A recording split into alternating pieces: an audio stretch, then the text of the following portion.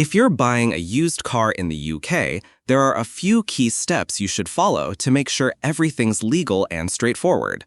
Start by asking the seller for the car's registration number, make, model, and MOT test number.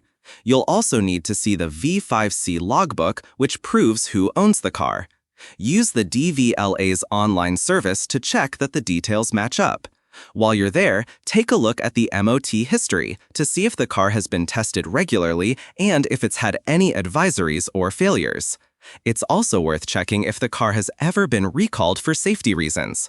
If the details don't match or the logbook looks suspicious, it's best to walk away. Once you've bought the car, you'll need to register it in your name. If the car already has a V5C, you and the seller can update it together.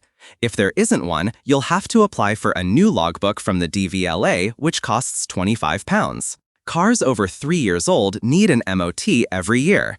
You can set up reminders online so you don't forget. Without a valid MOT, you can't legally drive the car on the road. Before you drive away, make sure the car is insured. You can check if it's covered on the motor insurance database. If not, you'll need to arrange your own policy. Finally, you must tax the car before using it. The amount depends on the vehicle, and you can check costs easily on the DVLA website.